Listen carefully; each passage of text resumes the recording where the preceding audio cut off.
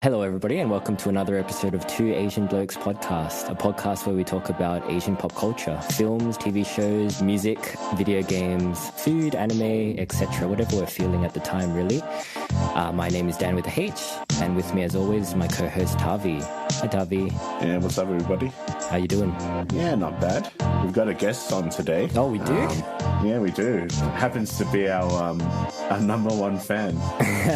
So, congratulations to Nat Moo. Hello, I made it. Yes. Finally.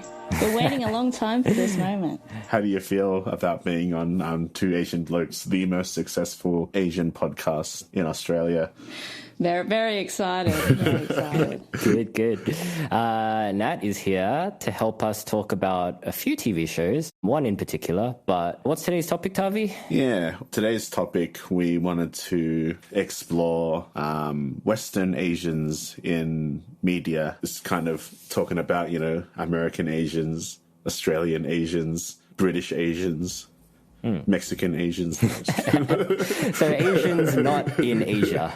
That's what you mean, right? Asia. Yes, yeah. Okay. We thought it was a good idea to have Nat on. I guess we want to have a little bit of diversity on the show, because that's all the bling and the blam these days. First off, maybe do you want to tell us a little bit about yourself, Nat, where you fit into the Western Asian media scope?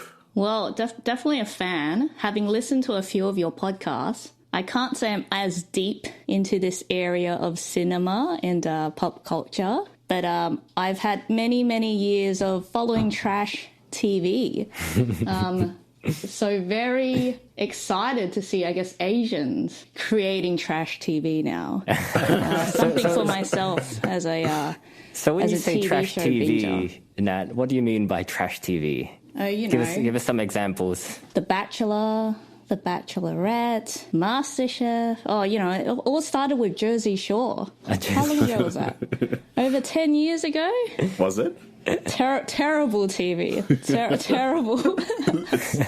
The only thing I know about Jersey Shore is that there's a guy called The Situation on it. Oh. And he's got abs. We're really showing our age talking about The Situation. We brought Nat onto the show as a counterpoint to me because I can't stand a lot of these shows. I don't understand the appeal of these shows. Yeah. Like, I've seen them. It's like you're the yin to my yang, Tavi. I'm the yin, you're the yang. Me and Nat have very polarizing tastes in film or in media, I guess. Every time I've liked something, you haven't. And every time you've liked something, I haven't. And that's all right, Like, it's good to have different views because we're friends, right? So that's I've never thought of ourselves like that. We'll see what happens during this podcast. Yeah, you might not be friends by the end of it. But that's a revelation, Harvey. I've never considered us always having polar opposite views with media. It's not like we haven't always but it hasn't always been polar opposites. I can't think of a single show we've both agreed on. Come to think of it. Yeah. Actually, no, I think the only show that me and Nat share in common that we both enjoy is MasterChef.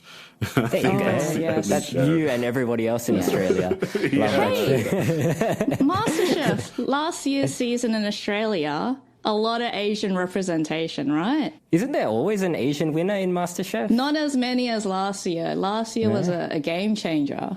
Yeah, and it had by marquee saddest moment on Australian television, which I'm not sure about international. Actually, it's pretty.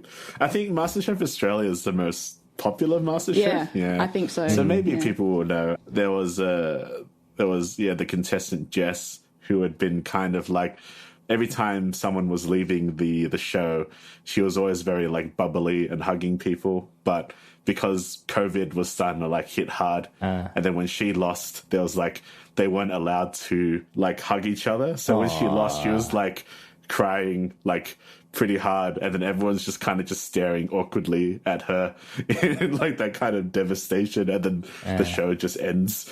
And it was actually kind of bleak. I was like, man, that was really sad. It's a grim window of the COVID situation. So that was the number one moment in Australian television, and probably the only moment for the rest of my life that I'll ever see something like that in Australian television. Well, thank you for joining us, Nat. I mean, on our podcasts, we try to stay on the positive side. Yeah. And we realize that viewing pleasure is subjective. You know, people enjoy different kinds of TV shows. So it's good to have somebody that can, like different stuff to us. Certainly different stuff to Tavi, I guess. Yeah. Look, with these shows, I've come to accept that they're not necessarily high quality shows and movies, but they are most definitely entertaining. So.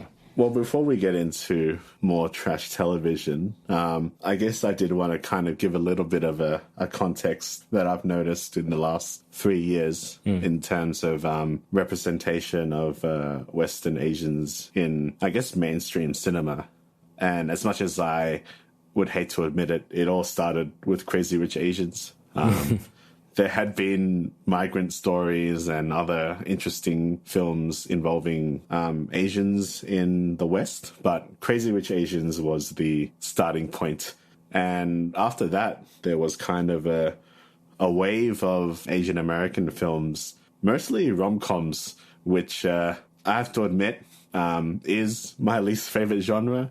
So I was not really that like impressed by a lot of these movies.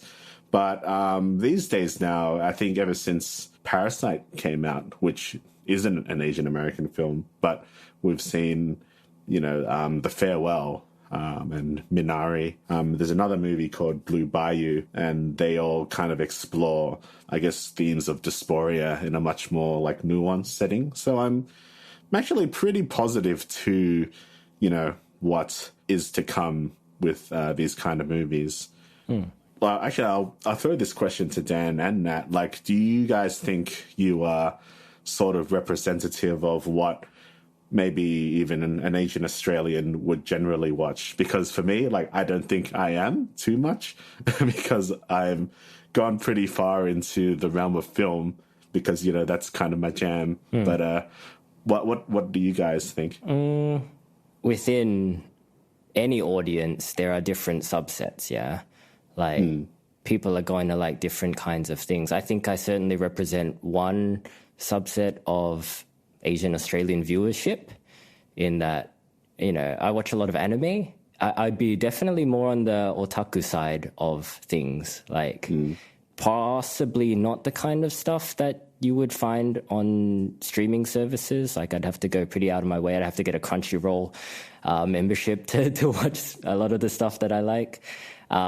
Which isn't necessarily the main body of viewers, but I think it definitely is a certain subset of viewers. How about you, Nat? Like, what do you think you are part of, like, mainstream audience, would you say? Yeah, it's a hard one. Definitely more mainstream. I grew up watching a little bit of anime with my brothers. That died away a little bit, I guess, as I grew older. So staying in the mainstream realm for now. So like whatever's on TV, right? Yeah, what's popular on Netflix, popular on TV, popular out in the movies. Unless you guys drag me along to something more obscure, which I always appreciate. Yeah.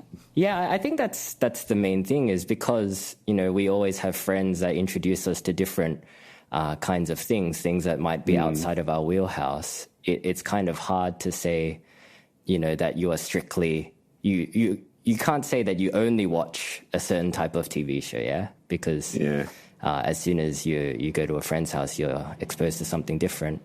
But yeah, I mean, if it was just me on my own at home, I'd probably put on an old anime from like the 90s or the 2000s, and I would really enjoy that.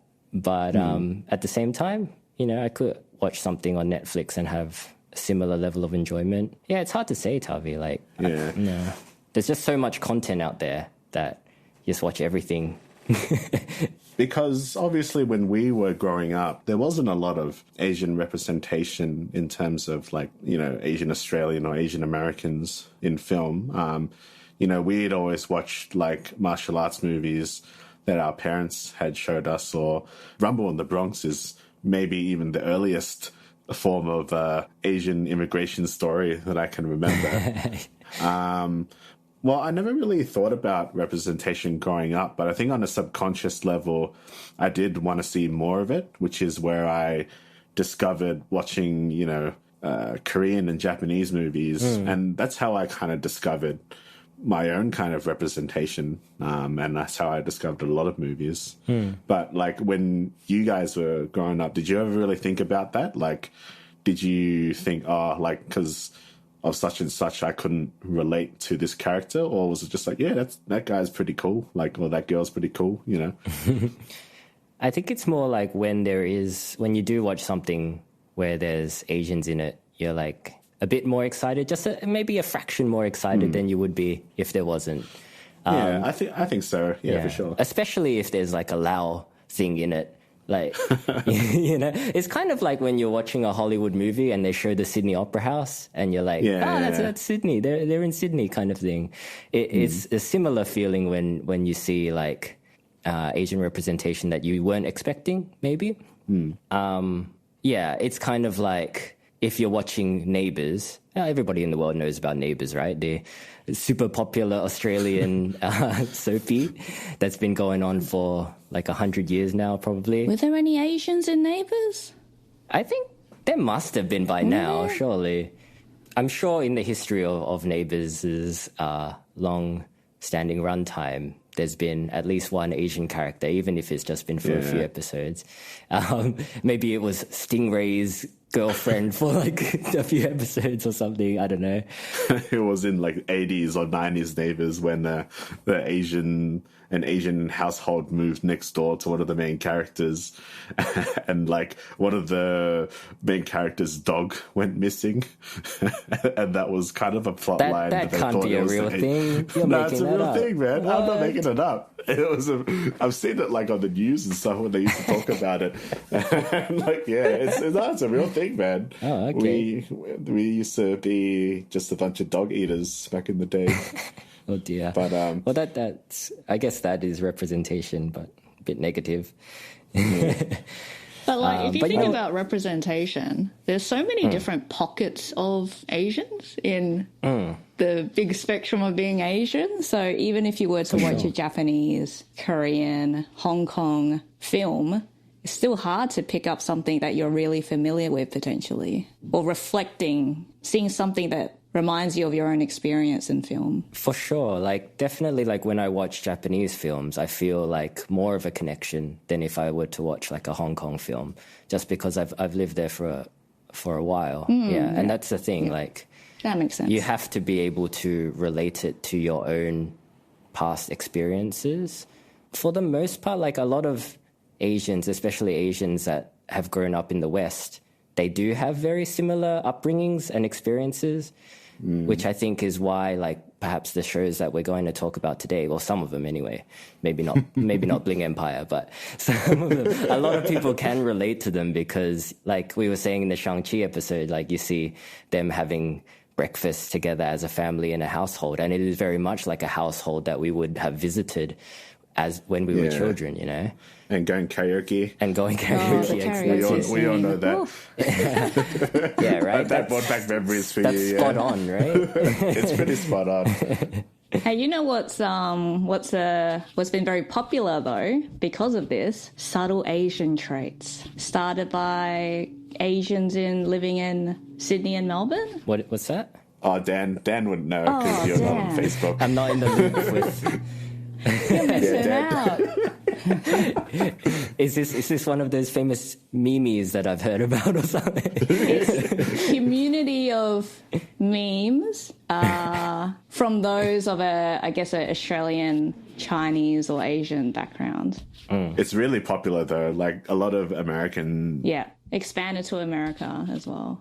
All over the world. Simu Lu posts a lot in that page during during Shang-Chi, and he did an interview with one of the founders and on the show. So yeah, Simu Liu did a lot of interaction with that group, which is pretty good. Like, he's a pretty good, advocate for that kind of representation. It's funny that you bring up subtle Asian traits, because I do appreciate what it's doing at times, but also I feel that it's eschewing kind of a specific type of Asian, and like I sometimes struggle to relate with it. Basically what I'm saying is there's way too many Bobo memes in SAT. Too many Bobo memes. I guess it can be creating a stereotype amongst us Asians, but it's so funny. There's actually so my parents grew up in East Timor, so there's a subtle Asian traits version for East Timorese community. And I suspect that's kind of the same for Vietnamese or other ethnicities. Yeah. Other pockets of Asians. I'm just having a look through subtle Asian traits posts. Oh yeah. What are you seeing? I mean, I don't get like 50% of them, but yeah, it's okay. Maybe when it first started, it was a big hit. It may have died away a little bit. I think they've become a bit. Yeah. But it does celebrate jokes that perhaps only you as a, I guess, Australian Asian would understand, which you wouldn't necessarily see elsewhere. I think it's almost too subtle for me to understand some of these jokes, but yeah. It's like when you've just joined a new friendship group and they have all these in-jokes. That's like when I hang out with you guys. 50% over my head. Yeah, you always tell us that you have no idea what we're talking about on this podcast. I don't pretend to know anymore. But yeah, what are we talking about, Tavi? Well, maybe it might be worth mentioning the impact of Crazy Rich Asians. Okay. For me, I have a very mixed feeling about it, because I do have to acknowledge that it has brought representation to the table, and it's made a lot of these films that I mentioned earlier possible and an audience to find them. But it's bad. It's a really... I rewatched it again the other day, and I disliked it even more the second time. I feel like it's a movie showing the worst part of Asian culture. For those that haven't seen Crazy Rich Asians, or perhaps haven't heard of Crazy Rich Asians, it's a 2018 romance/comedy/drama. Basically a fish out of water story. To me, it's pretty forgettable, but it's very popular film. At the time, and probably still today. It's about a lady who is going to marry a man who she finds out is crazy rich, I guess you'd say, and comes from a very wealthy family in Singapore. And she discovers this after the engagement, I think, right? Or during the engagement, or when something. She goes to Singapore, right? Yeah. She goes to Singapore to meet the family, and because of her heritage and perhaps not being as well off as them, she finds that she's being judged a little bit. And yeah, it kind of plays on that dynamic. Her discovering this world that she knew about, but she never thought she'd be a part of. I guess her in-law family kind of seeing the value of her existence. But yeah, you didn't like it, did you, Tavi? No, I didn't. How about you, Nat? Did you enjoy Crazy Rich Asians? Enjoyed it, but it had its time. I'm not eager to go back and rewatch it. Because you said you enjoyed it. Like, what was the appeal for you on this movie? Well, like good-looking Asian blokes. I mean, like, I got pretty low standards, right? So that's all I need. But like, I don't know. I just feel that the movie... I don't want to go too much into it. I guess the main reason was to talk about another show. How about you tell us why you didn't like it so much, Tavi? Without being too harsh. Yeah, like, look, as I said, I'm not a big fan of romantic comedies. They're pretty low tier for me. There are some that I do enjoy, but the majority of them, no, they're not for me. But I think as a movie, Crazy Rich Asians is very average. It's fine, but right? Yeah. As just like, I don't know, as a statement. as a statement, it's very bland. Like, because for me, Asian cinema it's very personal, I suppose. Like, I've discovered a lot about myself from these other movies that are like across the world, and like, I guess it's kind of, I've taken the steps to look for and find all these films and like kind of discovered like, my own thing, like, discovering patience and just discovering a new structure of storytelling, which can be very deep, and maybe finding out like what it means to be Asian, like, and a lot of these qualities I draw from these movies, and I've had to kind of look for them. But when I watch Crazy Rich Asians, I feel like the movie is very, like, it's very surface level and it's very on the nose. Sure. And it feels very insecure about its identity. I find that a lot of these shows will always have to state that they are Asian, which is just annoying to me. It draws attention to itself. Sure, it's in the title. Yeah, it's in the title. And it's just, I'm not a big fan of the 1% elite. So I don't know. I just find these people very boring. And I just don't find any of it appealing. And like, it's kind of shit that the first major like thing that had to get Asians noticed in Hollywood is extreme extravagance and rich Asians, which is like almost the complete opposite of kind of you. Me. Yeah. So like I don't find any representation. In fact, it's like anti-representation for me almost. Tavi, just a challenge. If you take away the Asian, you wouldn't appreciate this movie anyway, right? Romantic comedy, pretty shallow topic. It would be the Princess Diaries, right? If it wasn't Asian, it would just be the Princess Diaries, kind of. Yeah, like... Without, I don't know. There are some themes in there, though, like themes of discrimination and stuff. Yeah, there's themes and stuff, but it's just like... There's just so many better movies that have explored that, and it's just, So your issue is with its popularity, not really with the film itself. It's not taking itself too seriously, right? You're putting it up to a very high bar. If you're going to make the statement that your movie is the one that's going to save lives and the one that's a movement, it better be a movie with a damn important message, But it's just... What is the message in that film?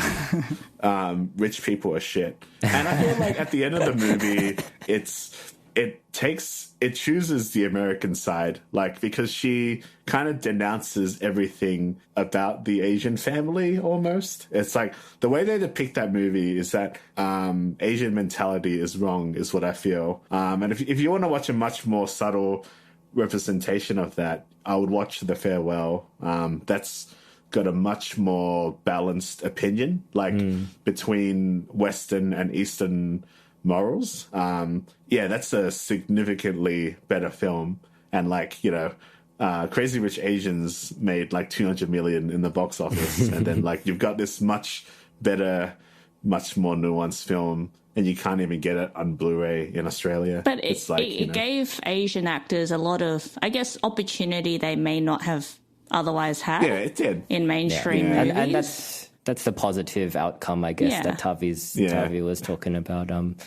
But the negative is there as well, I guess. But I mean, as a film, I think it's fine. Without the Asian stuff even, it's fine. It's not particularly funny. It's not particularly dramatic. That's probably my main issue with it, is that it's just fine. And that's just an average film. Yeah. Yeah. It's extremely average for... But like, if you're going to have an average film, at least it's done a lot of positive, in terms of Asian representation. Like, there are a lot of average films out there that haven't done anything, in the scope of cinema. So, yeah, good on it, I reckon. Yeah, I don't know. 2 out of 5. Which is pretty generous, if you ask me. That is a generous score. I might come to a similar score, Tavi. As a film itself, it's probably I give it a 2.5. 2.5 out of 5. Okay, so middling. Just my personal bias. I give it 2. Yeah. All right, fair enough. It's not a great movie. It's pretty boring. Yeah. But yeah, as we were saying with the negatives. Speaking of negatives and crazy rich Asians. With a show that I'd preemptively give 1 out of 5.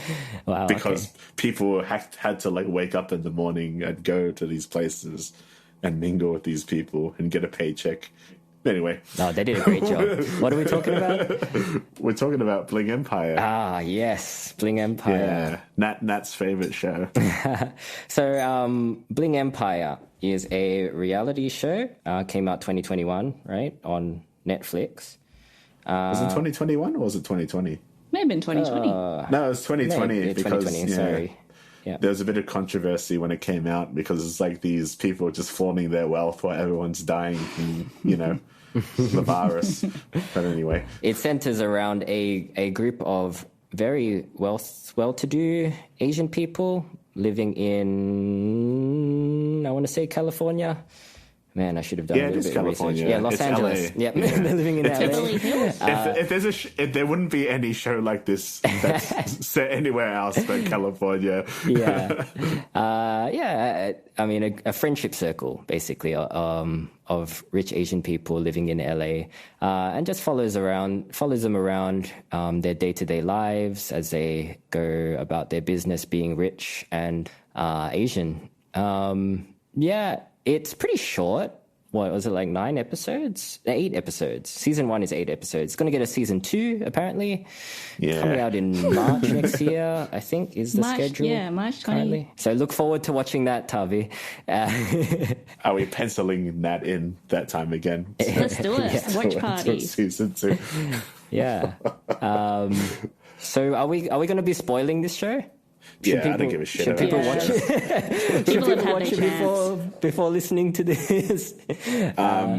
Spoiler, not spoiler, because I don't respect this spoiler show. Alert, Tavi doesn't like it very much. But as we said, taste is subjective. You can like what you like, and that's fine. Not everybody likes the same stuff as you, Tavi. Clearly, I'm out of touch. I'm the crazy one. So this show was it pretty well received? It's got 90% of Rotten Tomatoes. Oh, wow. No. No, 52% average audience score. So that's not great. How's this show 90%? The thing about Rotten Tomatoes is if you thought it was okay, that's still a positive review, I guess. Yeah, I think so. So if like everybody in the world thinks that this show is okay, it will get 100% on Rotten Tomatoes. But if everybody thought that it was like the best movie they'd seen or best show they've seen, but one person didn't like it, that would be a 98% or whatever. So yeah, Rotten Tomatoes algorithm is a bit messed up. I don't think I've met anyone who likes this show. I know people that have enjoyed it. You haven't met anyone that admits to liking this show. I enjoyed it. Besides Nat. Yeah. But like, if you enjoy it, like, do you think it's a good show? Before I said there's a difference, right? I can enjoy watching something. Doesn't mean it's a high quality production with a good storyline. Well, how about we talk about what you enjoyed about it first, Nat? Just in a nutshell, like, were there any high points in the show? What was the most memorable part of the show for you? Most memorable part? The introduction of the Red Power Ranger. What's his name? Andrew. Right. Andrew. Yeah. Interesting side character. Got a lot of drama in the show. For those that haven't watched it, he's dating one of the Asians. I can't remember their names. I'm terrible with names. Kelly is dating Andrew. Kelly, yes. Self-made. I struggled with a lot of the names in the show because to me they're all like this blend of this one being, this amalgamation. Sure. So I got confused between the Kellys and the Christies and the whatever, on this show. But no, sorry. But Kelly is dating Andrew. Andrew is the Red, also famous for being the Red Power Ranger. But lots of drama around their relationship. Like, he's probably the big loser in the series, essentially being exposed as being this crazy boyfriend. So I enjoyed that. I enjoyed that little storyline. But she ends up with him in the end. So it's all that's fine. like the last scene of season 1. Sorry, spoilers. Well, I mean, Tavi, when you told me that, you said it's kind of set a bad precedent, yeah? But I think so. When I watched it, I saw it as more like sequel bait. like kind of like a dun That's dun definitely dun moment. sequel bait. Yes. Yeah, like it's a bad ending for her, and I think the show portrays it as a negative ending rather than like a positive. He's like the villain. He's portrayed as a villain. Definitely, yeah.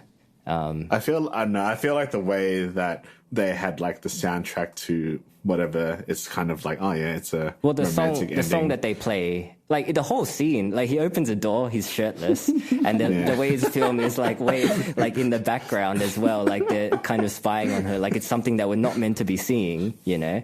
And the song that they play, I don't know, but the lyrics were like, "Let's make some bad decisions" or something like that. Yeah, that's what I remember. So like it's clearly like a negative ending for her. Maybe because he's a villain, and she ends up with a villain, I guess. Which is, I thought it was sequel bait, I guess. I don't know if they'll continue that storyline, because the thing about reality TV shows is that the TV show might end, but their lives don't. Stop right there. So I think, I did a little bit of research, and I'm pretty sure they're broken up now, Kelly and Andrew. So I don't know if they did have a season 2, even if she was involved. I don't know if they could. I guess you have to watch story. season 2, Dan. Yeah, maybe it'll be a on and off again kind of thing. I don't know.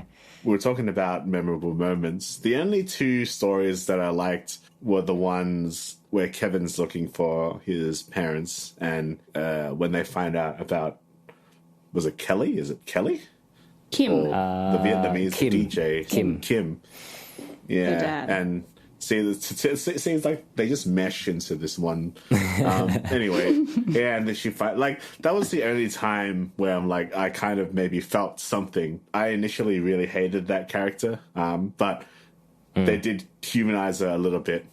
The Red Ranger storyline to me was just super petty and boring. A lot of my enjoyment of that arc comes across in Andrew's subtle behaviors.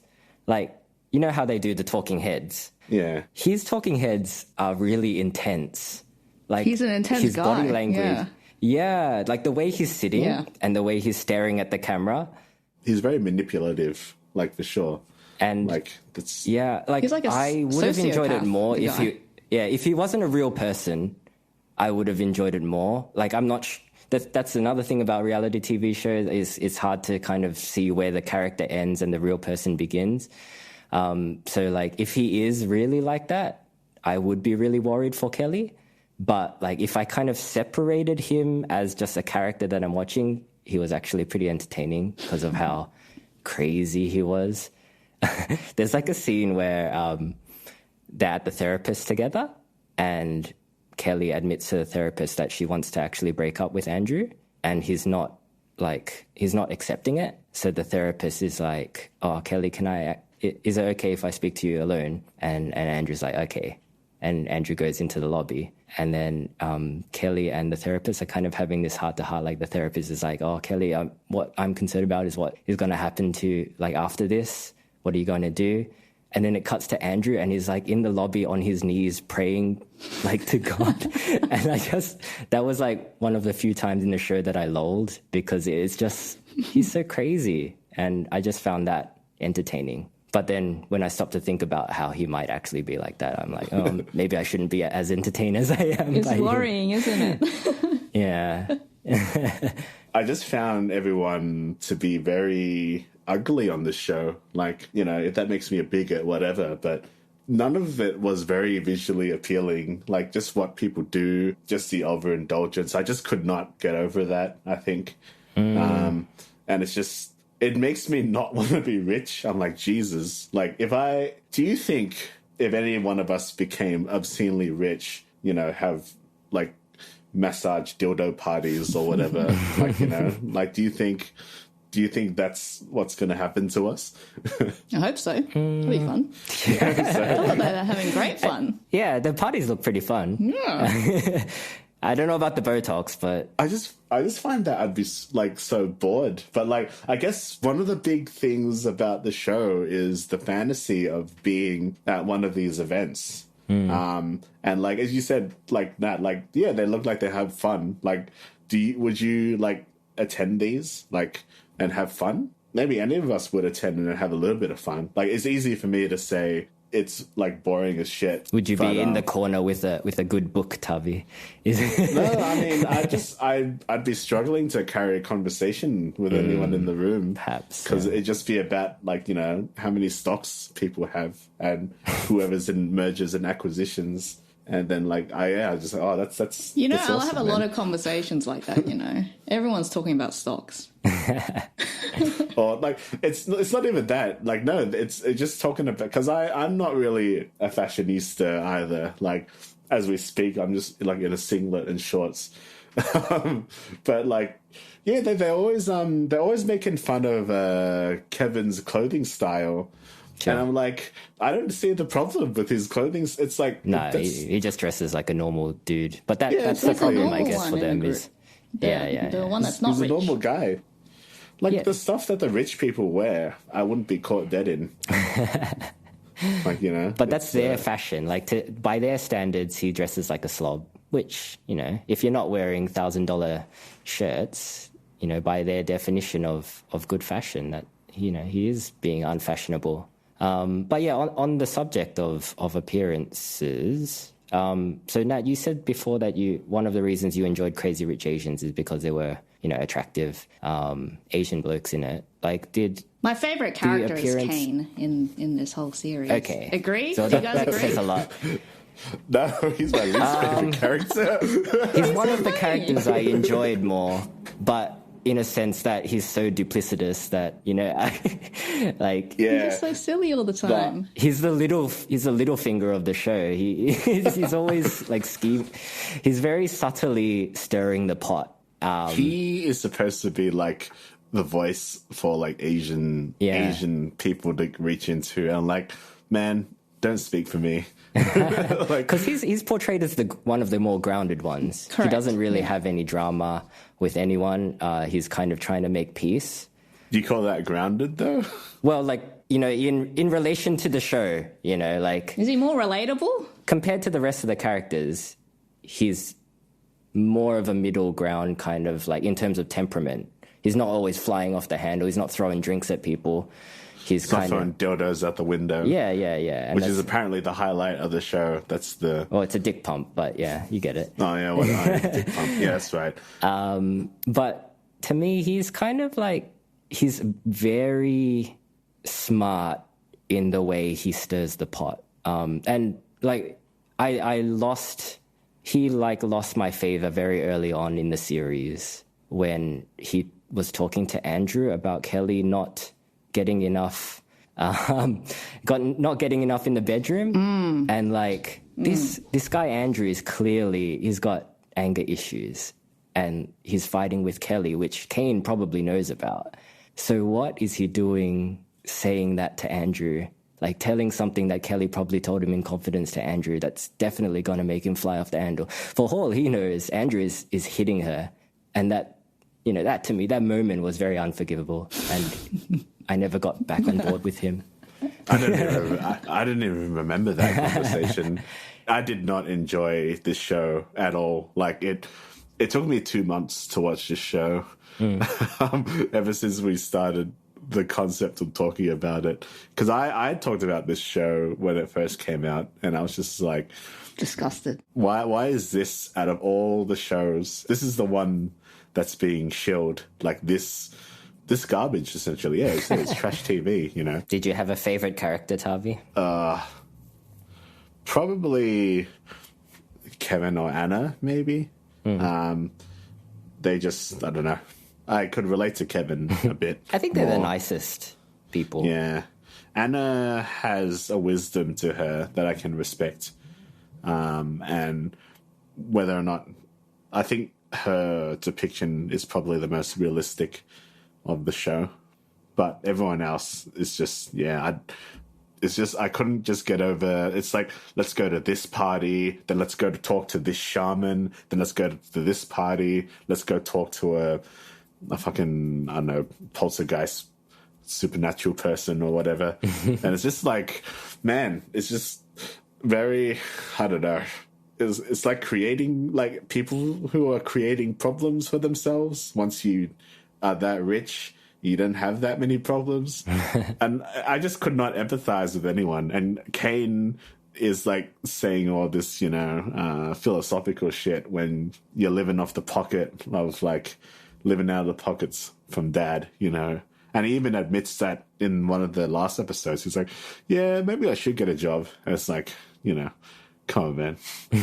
Like, it's like 2021. People are like scrounging up scraps to like survive. And this dude's buying like $30,000 conch shells for a soup, So I recently went on a binge fest. I was watching Real Housewives of Beverly Hills. This show follows a very similar format. You're following these obscenely rich wives. They've just replaced the wives of Asians. But it follows a very similar structure. They have parties. Everyone has a party each episode. They do funny things like go see a shaman. There's a similar scene in Real Housewives where I don't know, what do you call it? What's that thing you do where you've got the board?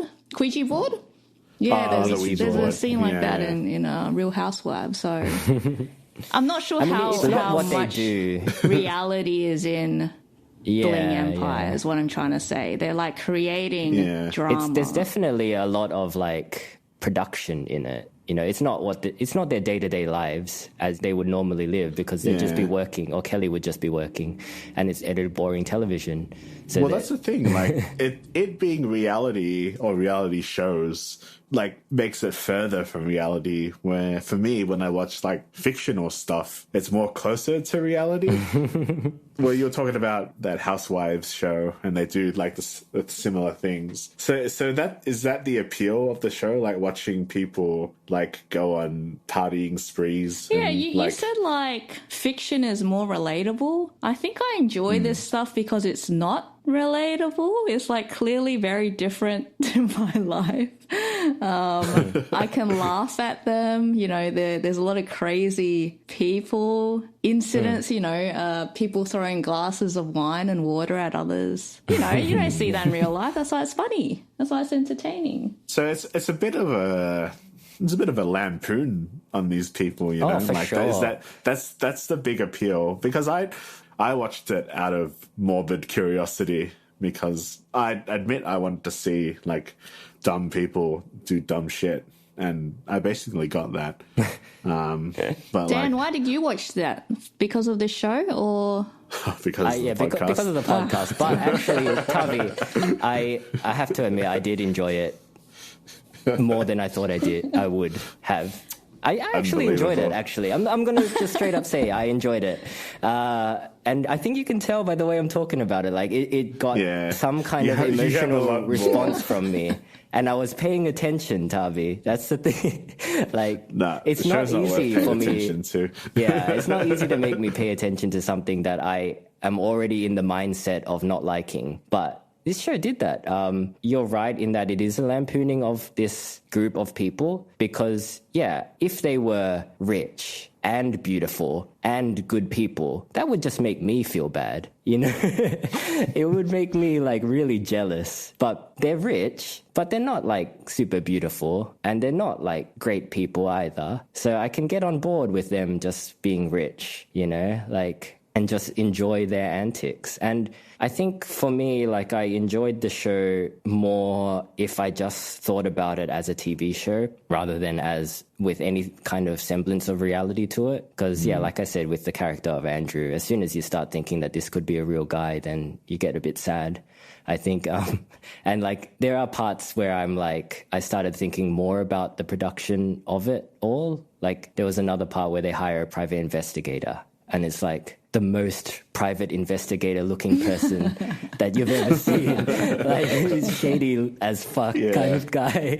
And I was like, it got me thinking, did the production crew like look for this guy? Was this the first person they went to? Or did they have a casting call for like private investigator? Is he a real private? And like, the more I thought about that, the more I was taken out of the show. But if I just kind of forgot about all that and just like watched it just as a TV show, I enjoyed it. I also thought about the production as it relates to the looking for the parents, so looking for Kim's dad and looking for Kevin's parents. Yeah. That felt so weird that they would put all of that on TV. Like, you let them record all of that. On TV. I almost hope it was fabricated. There's always someone on set that is like telling them to do things, because you're like, as much as I, would rather watch something a bit more nuanced and slower, like for these kind of shows, you want stuff to I happen. guess people want that kind of just constant, shit to happen mentality. Yeah. So stuff needs to happen. People need to do interesting things. Like people are always going to say, I think Kevin said in an article where it's like, yeah, it's not scripted. It's not scripted. Sure, you don't script it, but you push a narrative. And because like Kelly is an executive producer on the show, so maybe she's getting revenge on the Red Ranger and just portraying him in a really bad manner. Yeah, could be. Her and Kane are one of the part of the executive producers. But that could just be a credit, like a meaningless credit. The credit is they probably paid the production team to do it. Because they're crazy rich, so then they can, because executive producer, because there's producers and executive producers. Producers are the ones that get all the permits and like manage the production essentially. Executive producer is funding. Here, here's 30 million, yep, and that's it. You're an executive, and they actually have the most say, because like the producer will talk to them, it's like, what do you think about the appearance of this person? And I'm like, nah, change it. Like that's They could do that. So maybe it's like, so we decided to humanize Andrew a bit, not get rid of it. But like, it might be not get rid of it. No, okay. So like, and now he's like the biggest joke on the show. Or maybe my theory was that he's actually that much of a jerk in real life, and the editor has like, I have no material to make this guy look good. If he was a jerk though, he wouldn't have allowed himself to be filmed like that, I guess. He probably signed like some kind of waiver early on the show. Yeah, but he's doing talking heads and stuff. Like you wouldn't, you'd do your best to sabotage that kind of stuff. I mean, his girlfriend's the executive producer. Of course he'd sign the waiver. Yeah, and then maybe like halfway through filming, change his mind. They're probably having fights. It's like, wow. But the contract is ironclad. You can't get out of it. But there are quite a number of these shows. I haven't seen any of the others, but Nat knows a few and has recommended me to watch a couple of the other House ones. of Ho? Like Ho, H-O? House of Ho? Okay. It's on Stan. Very good. Follows like I think they're a Vietnamese family. Also very rich. Is that show comparable? Like, what are the differences between like Bling and House of Ho? There's like a family dynamic in the House of Ho, so that's I guess a little bit different. But I mean, like they're all kind of the same. They don't take themselves too seriously. But there are like dark elements in House of Ho. There's one of the main characters. He's the son. He's about maybe 30 years old. Drives like really nice cars. Goes to parties. Is married and has kids in the show. But like it's revealed as part of the storyline that he's got this like he's like a drunk essentially. Like he's got an alcohol problem. So it's funny when you watch these shows. There's some really dark elements of people's lives that are exposed. So similar to the Andrew storyline. There's this guy's like an alcoholic in the show. I think for these kinds of shows, like the crazier the better. Like if the characters are really like off the wall, it's really good. Just don't think too much about how they're real people. Because like, I mean, anytime I watch these kind of reality shows more akin to like Bling Empire or whatever, I don't take them as their real selves. Like, yeah, they're characters. They're not right? fictional. Playing a role, right? Especially Kane. Don't like that guy, man. Especially Kane. Yeah, I don't like him. Something about him. So are there any good movies or shows that have Asian representation? Well, I guess we just want to... We'll probably stop talking about Bling, so 0 out of 10 for me. So it went down in the last 15 minutes. Yeah, it went down. Just talking about it, I was like, yeah, it went down. From Netflix, there is... I recently watched The Farewell on Netflix, which is, as I said, it was really good. But there are some other stories. The half of it was a movie I watched earlier or sometime last year. And it's about a girl who meets up with one of the jocks of the school who is struggling to write like a love letter to this girl. And she helps him but the main character ends up falling for the girl herself. So it's a, LGBTQ storyline, but it was a really good movie. The themes are quite subtle. There was not a constant need for the main character to say that she was Chinese, but she just had a lot of those really quiet moments that I've probably maybe experienced, like as just being maybe, a minority. And like the love story itself is quite interesting in that movie. So I would recommend that on Netflix, the half of it. And last night, as I was saying, rom-coms aren't my favorite, but I actually really enjoyed Always Be My Maybe. Oh. I was really surprised how much I enjoyed that movie. I was going in to not like it. But again, it has surprisingly subtle representation. The soundtrack is pretty good. And I like the chemistry between Randall Park and Ali Wong. And it succeeds at what most rom-coms for me don't, is that it's funny. The Keanu Reeves is in it, and it's really funny. I watched those scenes where he's in it, and they're really funny. I'll probably watch the movie as a result of watching those. I was really surprised. I was shocked the first time I watched it and Keanu appeared, and then I was shocked again this weekend when I rewatched it and Keanu appeared again. Yeah, I completely forgot about that. Because he's like... He's eating great. the dinner and they're listening to the headset and he's like, I'm sorry. It's really funny. I was like, wow, like I thought I was gonna like Nick Cage and I thought I was going crazy. I'm like, I'm enjoying a romantic comedy. But like what did you think about this movie, Nat, like on rewatch?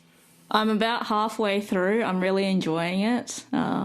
I agree. It's just funny. Yeah. It's just a good watch. It doesn't matter if they're Asians or not. Like that's the thing. I'm just enjoying it. Exactly, and that's what I really liked about that movie. They're just Asian, but they don't make a big deal out of it, which is what I had an issue. Which is what I have an issue with Bling and Crazy Rich Asians. Is it has to hammer home this theme, but in Always Be My Maybe. In this movie, it's like they interact with their friends who are diverse. It's just an interaction. Like it doesn't matter who they are. That's right. We just happen to be following a storyline about two main characters that are Asian. That's it. Do they reference their background at all in the film? There's a really good scene at the start. I think it's Ali Wong as a child. She's like making dinner, or she's making dinner at home, and it's like sliced spam. Yeah, sliced spam. Yeah. Like I didn't have that as much as a kid, but I know people who have had that. Like growing up, and it's pretty realistic. It's real. And there are some somber scenes in this movie as well, where you can't. It's like it happens in the first 20 minutes, but like it kind of got me. I didn't expect it because, like I didn't expect them to go that deep, and I was like, oh shit! Like this movie is a cut above the others in the Asian American rom-com wave of films. So even as a rom-com, it stands out, right? Yeah, like all the Asian stuff. It has all the rom-com tropes. Like Ali Wong has maybe somewhat of a sassy best friend, but she wasn't super annoying either. I don't know whether or not she was or wasn't. Maybe it's because I was just enjoying the movie. She wasn't annoying. I think the big draw for me as well is that Randall Park and Ali Wong seem like real people. They're not like supermodels or anything. Do you think that the fact that they are Asian makes them more relatable, even on a subconscious level, to you guys? I would probably say, yeah, definitely on a subconscious level. Because as Nat was saying, when she's cooking the spam at the start. Yeah, it's small, but it's there, right? Yeah, it's there. It's definitely, I think on a subconscious level, I'll be drawn to seeing Asians on screen. Right. How about you, Nat? Like, do you think the fact that these people are Asian had anything to do with your enjoyment of the film? Oh, it's so hard. I don't know. I grew up not really looking at different ethnicities, so it's hard for me to now look at a movie and try to judge it by who's acting in it, you know. Sure. It doesn't really make that much of a difference to me, but it's really nice to see little moments that you can relate back to, you know, something you also grew up with. That is something that I appreciate. Yeah, it's interesting that you say that, Nat, because I do have another mate as well, Asian guy, and he has a pretty similar opinion. Like when he watches these films, he's not a big film watcher, but he has seen a few. But when he watches movies in general, he doesn't really think about the ethnicity factor that much. It's just like, yeah, you know, it's like I grew up with just a pretty diverse group of friends, and I am who I am, and it's not a big deal to me. And I think that's another insight which makes the, I guess, Asian Australian experience pretty interesting, because like some people, like, we were just accepted pretty early on. Yeah. Like it wasn't all like grim. No one was trying to like blame us eating their dogs or anything. Like I think a movie that shows this really well is Minari. Have you guys seen that? No. I have. One of the things I really liked about that movie is the representation of white people and them talking to the main family. I feel like that's a representative of maybe what our parents probably had felt like, Dan, when they first moved here. Are they very nice? I imagine. Yeah, they're very nice. There's no demonizing. The way that they show kind of the ignorant racist factor maybe is very subtle, but it's not malicious. And I really appreciated that. Like, to me, Minari also has the most positive depiction of Christians I've ever seen in a movie, because the family is Christian, they go to church, and it's a community. And you know what? Like, it's nice. Like, I was pretty surprised by that, because it's just really easy to just like, you know, demonize white people for being the bane of everything. It does. Yeah. They do that in just Crazy Rich Asians. Watch a new kung fu film. Yeah, I know. But what did you think about Minari, Nat? I again found it depressing. I found it really depressing, actually. I watched it last year in the cinemas. It was a hard watch. I don't think it's depressing as it is as much realistic. Like, the Asians. The world is hard. Like the migrant family, right? Moving to America, trying to start a life, building this farm, trying to sell his veggies around, taking his veggies and trying to sell that to various like little stores. Oh, such a hard life. Maybe I found it depressing because it's like almost too close to home. Yeah, it's too real. Yeah. It's pretty real. It's interesting that you find it depressing, because it's not a very... it's a pretty family-friendly film. Like, it's PG rated here, which means it's like parental guidance.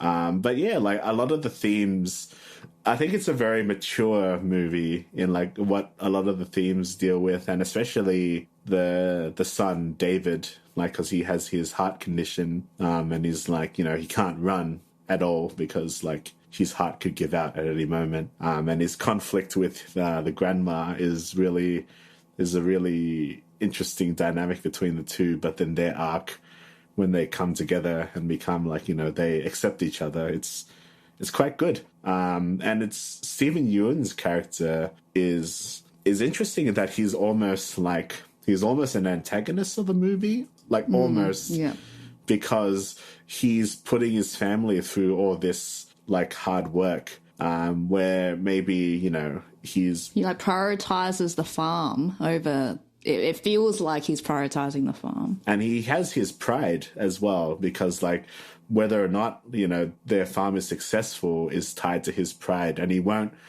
And there's the thing, he doesn't accept a lot of the American way of doing things until the end of the film. Like he brushes off the, they have a helper in the movie who's like a bit of a crazy Christian guy, but they do him well. Like, they humanize him, and he tries to bless the house, but Stephen Ewan just kind of kicks him out. He's like, you know what, just get out, come back in the morning. Like, we don't have time for this shit kind of thing. And it's interesting watching, because he's obviously, I don't know, it's kind of halfway between being the protagonist and him kind of putting the stress on this family. They need the farm to survive, right? Like, that's their only choice. Yeah, it's quite a deep movie. And the way that it's filmed is very like Asian cinema. But when you watch the credits, there is a lot of it's an American production, and I'd say that 90% of the movie is in Korean. And you'd be hard pressed to say that it is a foreign movie or an American movie. You don't really know. I definitely didn't know. I was going to ask you that question now. So it's an American production. Mm-hmm. Okay. Yeah. Plan B. So Brad Pitt's company did it. So good on Brad Pitt, man. Like, you know, you're a good guy. That's good. Yeah, if you haven't watched it, Dan, I'd recommend watching it instead of Bling Empire.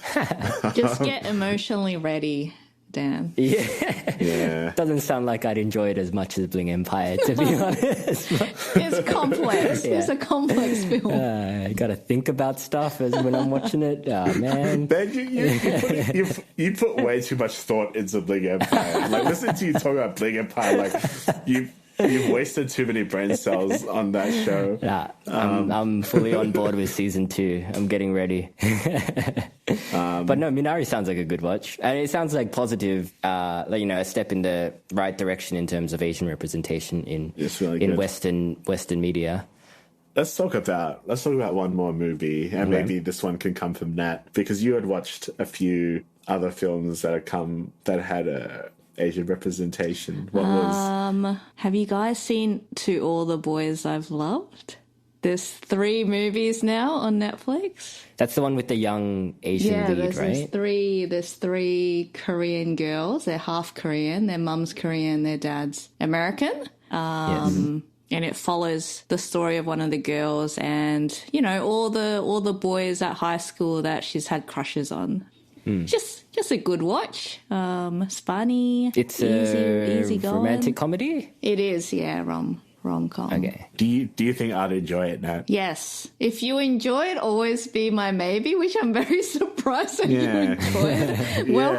Welcome, Tavi. I've been waiting for this. So we finally have a film that we both enjoyed. Because, I've heard positive things about this movie. It's got really good reviews. The first one's... And I think it's based on a book, so, you know, it's well thought out. It's got a fan base that follows it. Do you think, is it one of those movies that doesn't hammer down the representation hammer, or is it like another fairly just, you know, subtle I'd say it's subtle, it's subtle. I mean, the girls are Asian, but I'm not sure anyone else is Asian in the movie. None of the boys are Asian. I don't think so. No, I don't think so. Yeah, like I'd probably give it a watch. Maybe when it's on Netflix, right? Yeah.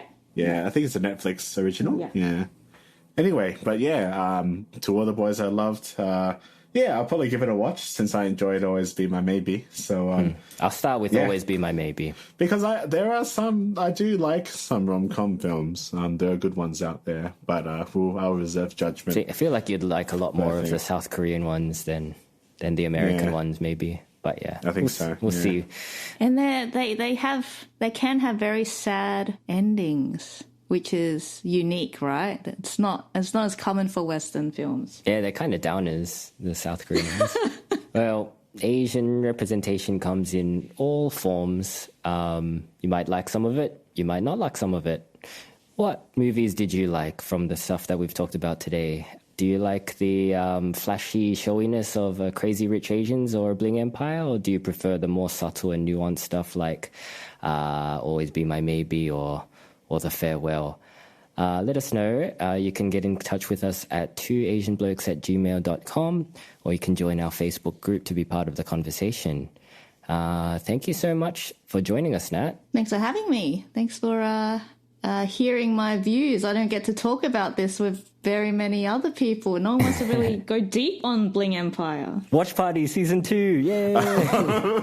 Anyway, cheers, guys, and thanks a lot. Yeah, Matt, thanks for listening, guys. Thanks for being the counterbalance to my disgust for a lot of those shows. Yeah. Yeah, no, it's been fun. Having a different viewpoint. And yeah, thank you for sharing your thoughts and opinions with us. And thank you everybody for listening as well. All right, guys, until next time, bye. Bye.